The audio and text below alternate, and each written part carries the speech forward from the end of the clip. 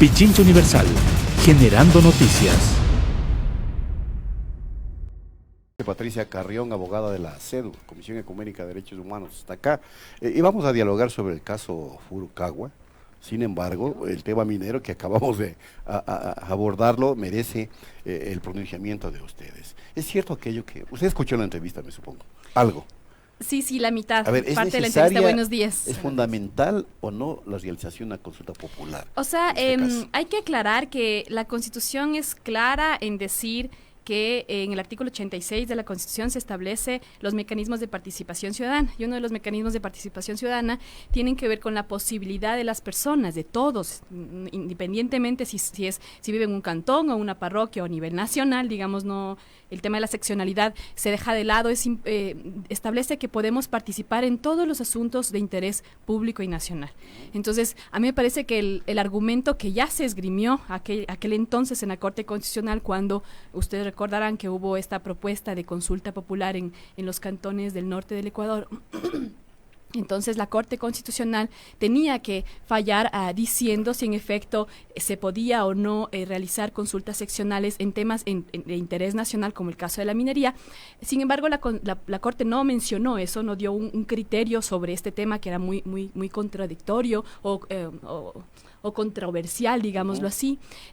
A mí me parece que el tema de la competencia no puede estar por sobre el derecho de la gente de pronunciarse. Y la consulta popular es una forma, o quizás la forma más legítima, más básica, más originaria de expresión popular, e inclusive cualquier decisión de consulta popular está por sobre la Constitución. Entonces a mí me parece que no hay, digamos que es complicado de dar un argumento de competencias por sobre un derecho de participación que es absolutamente más importante que cualquier régimen de competencias, y que de hecho cuyos resultados de hecho son incluso superiores en términos constitucionales a lo que inclusive establece la propia Constitución inclusive, ¿no? Ahora lo que se anota es que se puede promover un caos jurídico en el sentido de que, por ejemplo, Girón ya se pronunció sobre la temática, y sin embargo una consulta provincial podría de pronto generar en una eventualidad un pronunciamiento distinto, y allí qué pasa.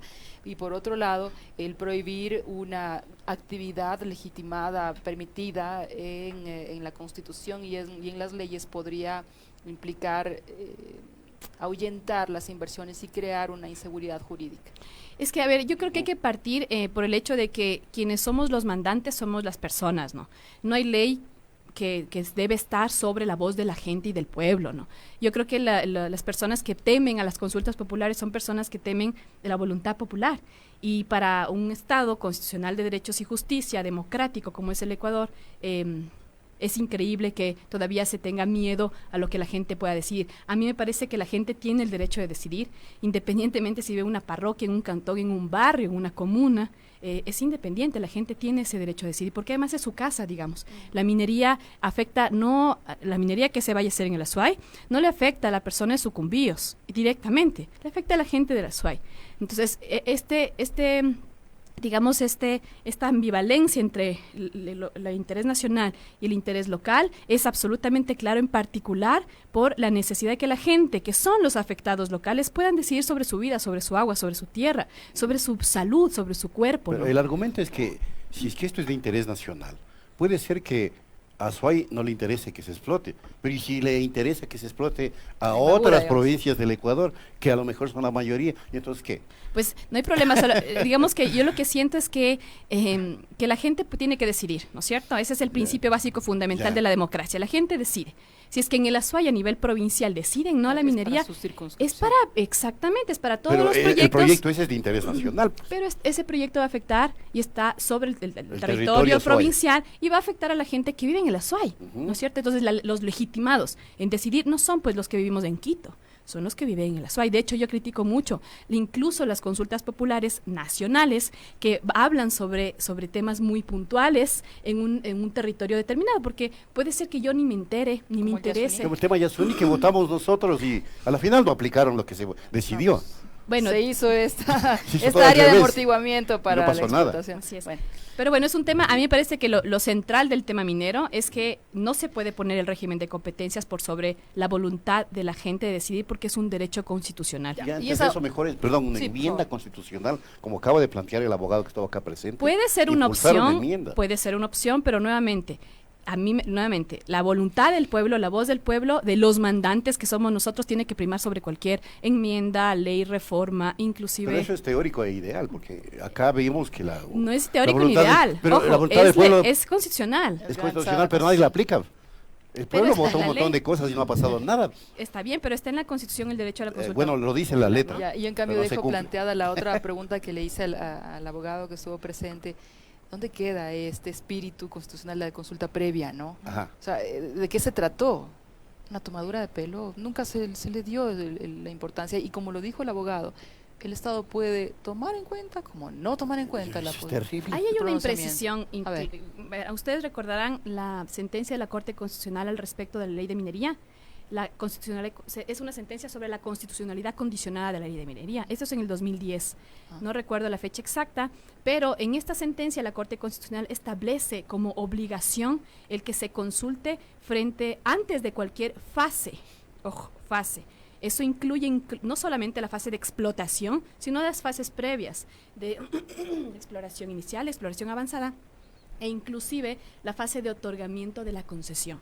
Entonces, ahí hay una imprecisión, por eso te digo, yo siempre he escuchado y que las personas que apoyan la minería dicen que la consulta previa, libre e informada, la consulta ambiental inclusive, que ambas son previas, o la prelegislativa, son consultas que tienen que realizarse previa a la fase de explotación. Así Eso es. es un error Y acá lo reiteró. categórico. Eso es un error, no parece que no han tomado en consideración esta sentencia de la Corte Constitucional, Del además 2010. de todos los instrumentos internacionales de derechos humanos, que sería como media hora decirles ahora, Ya. todos los instrumentos. Pero igual no es internacionales. vinculante. No es vinculante, pero ojo, el objetivo advierte, de la ¿no? Claro. consulta es el consentimiento. Entonces, no es necesario que la ley diga que haya o no vinculación. Lo importante en cualquier Es que la- consulta previa claro. es que haya consentimiento. O sea, legitimidad. Legitimidad. Lo que nosotros llamamos la voluntad social, la licencia social. La gente puede tener los permisos ambientales que se sacan fácilmente en el Ministerio de Ambiente, las concesiones se otorgan fácilmente en el Ministerio de Recursos No Renovables, pero la licencia social es lo que la gente realmente decide, si quiere o no quiere la actividad minera en su territorio y en su vida. Bueno, estas son Muchísimas visiones, gracias. porque en términos legales acabamos de tener aquí a un abogado que dice casi todo lo contrario de lo que sostiene usted, mi querida amiga. Claro, lo que pasa es que... Son visiones, ¿no? Sí, o más que visiones son como interpretaciones también de las normas, ¿no? Hay que tener una interpretación bastante extensiva de las normas, gracias, y las normas constitucionales tienen mucho que ver o tienen que considerar los instrumentos internacionales de derechos humanos, que también son normas que deben ser aplicables en el Ecuador, digamos, no solamente la ley de minería y los reglamentos, sino también los instrumentos Claro, y internacionales usted de la dice, Constitución. hay ciertas omisiones, como lo que usted dice del pronunciamiento de la Corte Constitucional en el 2010. Ese lo tendremos en cuenta para una futura entrevista. Vamos al caso Furukawa. Vamos a ¿Me Furukawa. parece? La empresa Furukawa, que cuenta con capital japonés y se dedica a la explotación de abacá, que es una planta que se usa para la elaboración de papel especial, fue denunciada por tratos inhumanos a sus empleados. Al momento la empresa está suspendida, pero ustedes recordarán que hubo un acuerdo entre las partes que se produjo en la Cámara de Comercio de Santo Domingo de los Sáchilas, que ha sido desconocido por la Defensoría del Pueblo y otras instituciones, no así por gran parte de los trabajadores, que han quedado algunos asustados por represalias, y el propio Estado, que estuvo avalando algunos elementos allí, que ha reclamado la Defensoría y que hasta ahora no tenemos una respuesta de los involucrados. ¿Cómo lo han seguido ustedes como Comisión Ecuménica de los Derechos Humanos? A ver, la CEDU junto con el CEDES y el ACNC somos parte de un comité de solidaridad, nos llamamos así, de apoyo a las víctimas del caso Furukawa. Es importante recordar que hay 1.200, eran 1.244 personas, según el censo de la propia Secretaría de la Política, las que vivían en este estado de esclavitud como víctimas de la empresa Furukawa. Este acuerdo del cual usted menciona es un intento más de la empresa con la paciencia, la pasividad, incluso hasta el aval del Estado, del gobierno, para cerrar el caso. Y si ustedes pueden imaginarse, este acuerdo es suscrito por una persona que se llama Walter Sánchez, Sí. que no tiene ya legitimidad ni siquiera legalidad para, digamos, para representar poder a los representarlo, trabajadores. porque según dice, tiene representación de 63 trabajadores. ¿Ya? Desconocemos si es que en realidad existe esa representación legal, o sea, no hay junto al acta transaccional, no existe una copia de el poder y la firma de las 63 personas, por ejemplo, no lo conocemos, pero decirles que este es y si esto fuera cierto, es un pequeño porcentaje o un pequeño grupo de trabajadores, de los 1.244 trabajadores, que no representan la voluntad de las víctimas que fueron trabajadoras de la Ni el empresa 1% de eso. La CEDO en este momento tiene la representación legal a pedido de estos trabajadores de más o menos 315 personas y va subiendo cada vez que la gente va legitimándonos. Cada bajada de nosotros al territorio, a las empresas, la gente sigue suscribiendo y sumando. Familias enteras trabajaban así. Familias enteras. Entonces es un caso bien complicado porque ustedes saben, no es un caso de 56 años de esclavitud moderna. Los gobiernos de turno no han hecho nada con respecto a este caso, ni siquiera lo han visibilizado. Es más, el expresidente Palacios le dio una condecoración a la empresa Furukawa por responsabilidad Por social. su modelo. En su entonces ha habido Increíble. una omisión. Es increíble. Una omisión importante del Estado frente a este caso. Lo que ha ocurrido en estos últimos días es que nosotras como comité hemos presionado mucho al Estado para que puedan cumplir sus obligaciones. Sus obligaciones no son más que lograr la reparación integral. Y parte de la reparación integral tiene que ver con las competencias de cada entidad del Estado. El MAGAP, por ejemplo, y eso es uno de los temas de reparación integral más importantes, tiene que entregar las tierras, es decir, el artículo 103 de la Ley de Tierras lo establece claramente que cuando se evidencia precarización laboral, el Estado, el MAGAP, tiene la obligación de expropiar las tierras, ¿no? En este caso de las haciendas Furukawa, y entregarles a los trabajadores que han sido víctimas de la precarización laboral. Eso, por ejemplo, sería una acción que debería tomar el MAGAP y que no lo ha hecho. Que tenía un plazo para que no hay un plazo establecido, pero sí debe hacerlo de oficio inclusive. Pero no solo que debe hacerlo de oficio, sino que ya la Defensoría del Pueblo con el primer informe, el segundo informe, o sea, el primero de seguimiento, ya le anuncia y le dice al MAGAP que debe hacerlo. Nosotras hemos insistido también al MAGAP para que lo haga, pero simplemente no hay voluntad política de hacerlo. Otro tema importante es decirles que el Ministerio de Trabajo le sancionó a la empresa el 19 de febrero de este año por intermediación laboral, trabajo infantil y falta de cumplimiento de las normas laborales que tienen que ver con seguridad laboral, ¿no? ¿Qué pasó?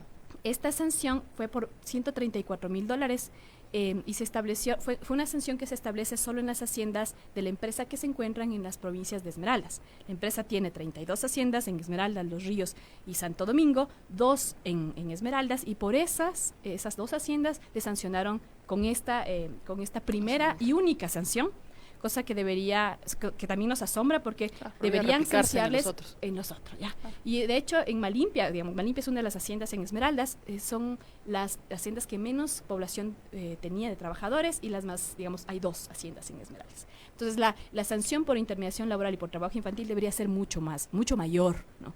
Y eso también el Ministerio de Trabajo no ha cumplido, digámoslo de algún modo. Nosotras hemos nuevamente insistido varias veces en que deberían sancionar a la empresa. De hecho, nos asombró mucho que después de la suspensión temporal que desde el 19 de febrero se produjo, le reabrió la empresa con las condiciones actuales. Y ahí contarles que el jueves pasado los asambleístas de la Comisión de Derechos Colectivos de la Asamblea Nacional y el Defensor del Pueblo junto con la Fiscalía fueron a una visita a las haciendas de Furukawa. La empresa quiso poner su agenda, de hecho, a través de la presidencia de la comisión. Sin embargo, los asambleístas decidieron no seguir la agenda de la empresa y fueron al kilómetro 42, kilómetro en el que estaban la mayoría de trabajadores resistiendo frente a los abusos de la empresa. En esta visita, los asambleístas y el Defensor del Pueblo fueron impedidos de entrar porque las puertas estuvieron cerradas. Literalmente el guardia de la empresa les recibió diciéndole que no tenía la llave y que no podían entrar, que los trabajadores no estaban ahí, que estaban allá en el kilómetro 37 donde la empresa les esperaba con una mesa servida, con un almuerzo servido para que todo esté muy bien, muy bien mostrado. Los asambleístas entraron después de 3 horas de recorrido, evidenciaron que ahora, en septiembre, luego de tantos meses, desde febrero a septiembre de acá, incluso desde meses anteriores, porque este caso lo conoció el gobierno desde marzo del año anterior, con una carta a la presidencia de Lenin. Después de eso, las condiciones no han cambiado. De hecho, están peor. La gente ha sido desplazada, desalojada, los campamentos tirados, ¿no? Derrumbados, y desconocemos el paradero de muchas de estas personas. Algunas de las familias con quienes tenemos contacto que fueron desplazadas y desalojadas por la empresa porque literalmente van a los campamentos, les ponen un camión al frente y les dicen tienen que irse. La gente se sube al camión y les van a dejar en las provincias donde ellos decidan, donde sea, donde tienen amigos, familiares o nadie. Una de estas familias es la familia de Joao. No voy a dar apellido por cuestiones de cautelar la identidad de él. La familia de Joao es él, su esposa, 5 hijos, menores de 7 años los 5. Ninguno de ellos tiene cédula. No puede trabajar Joao, por ejemplo. Él está en Camarones y desconocemos si es que, qué pasa con su vida, digamos, no tenemos capacidad para poder atender a tantas personas, pero sí debería tener la capacidad. Y eso que el Estado se llenó, o el gobierno, la boca de las supuestas brigadas de cedulación para estas personas. O sea, hubieron brigadas, eso sí es real, hubieron brigadas, pero hay un elemento que no se consideró. Primero, que las brigadas no pudieron llegar a todos los lugares que debían llegar. Segundo, que la empresa escondía a los trabajadores cuando llegaban las brigadas. Literalmente los escondía a los niños en los cuartos, los encerraba o los mandaba a la vacá o los llevaba a los balnearios que conocen los trabajadores, que son como estos balnearios cerca de Santo Domingo, de Los Ríos. Cuando llegaban las brigadas se encontraban a menos de la mitad de la gente que realmente vivía. ¿Qué pasó con esta medida de protección que emitió la Fiscalía recién el 3 de septiembre? Entonces, para que no sean intimidados los trabajadores. Sí, el tema es que nosotras desde un mes atrás evidenciamos que otra de las formas, porque han habido varias formas en las cuales la empresa, con la complicidad del gobierno, han intentado cerrar el caso. Otra de las formas de este hecho que les menciono es que es que la Furukawa, la empresa Furukawa, les desalojaba y les desplazaba, como les mencioné ahorita, para evitar el desplazamiento que viene del lado de una amedrentación, intimidación y un abuso de la empresa. Pedimos en el proceso fiscal en contra de la empresa, porque la empresa está denunciada penalmente por trabajos forzados y otras formas de explotación. Dentro de este proceso penal, fiscal, pedimos medidas de protección porque la empresa literalmente iba, como les decía, a amenazarles que se vayan, ¿no? Intimidarles y amenazarles con meterles preso.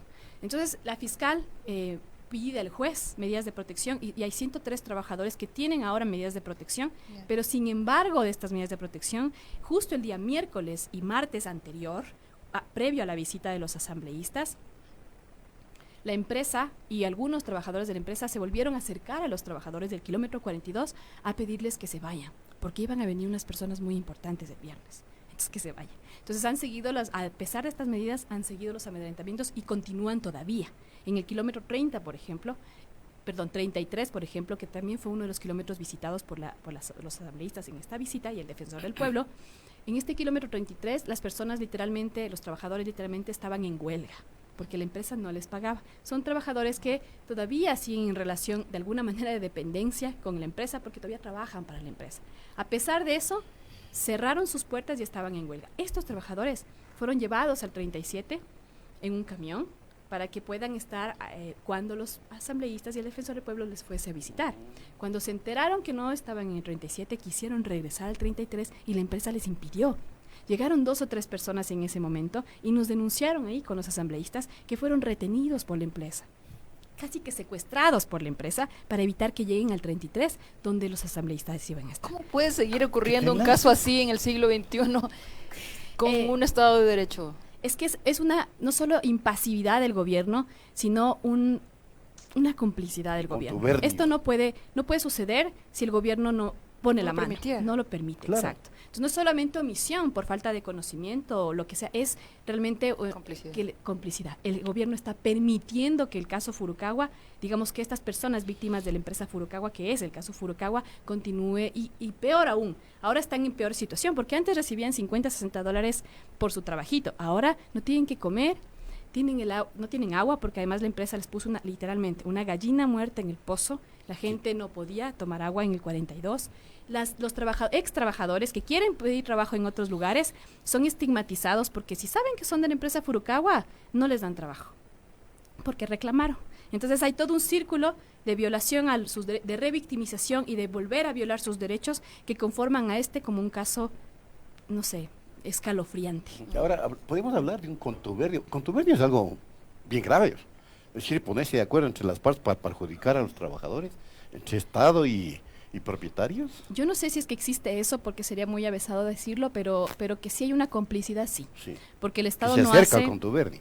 Porque el Estado no hace Nada. lo que debe hacer, no cumple con su obligación de evitar la violación de derechos y reparar cuando existió violación de derechos, que en este caso es más que evidente. Los asambleístas estuvieron como muy conmovidos, Muy ¿no? impactados, muy pero no pasa nada. impactados por esta realidad.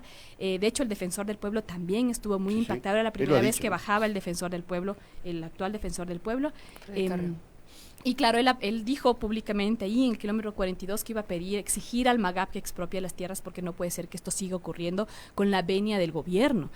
Pero es algo que quiero contarles, y es que el Ministerio de Gobierno, justo un día antes de la visita, llamó al secretario de la Comisión de Derechos Colectivos a decirle que sería bueno que consideren la conflictividad interna entre los trabajadores en el kilómetro 42 y que puede haber inseguridad, digamos que no garantizaba la seguridad, que consideren en visitar otro campamento, porque en el 42 no había seguridades. Entonces, además de la complicidad en el hecho de no querer hacer lo que tienen que hacer. Intromisión y persuasión. Exactamente, eso sucedió la semana pasada. Y de hecho, Carlos Gómez de la Cruz, que trabaja en el Ministerio de Gobierno, que es el delegado por la ministra María Paula Romo para este caso, fue el que hizo la llamada al secretario de la Comisión de Derechos Colectivos, y él fue el que quiso impedir de alguna manera, inclusive que por este tema de seguridad, que desconocemos de qué se trata, porque los asambleístas entraron, el defensor del pueblo entró y no pasó nada, ¿no?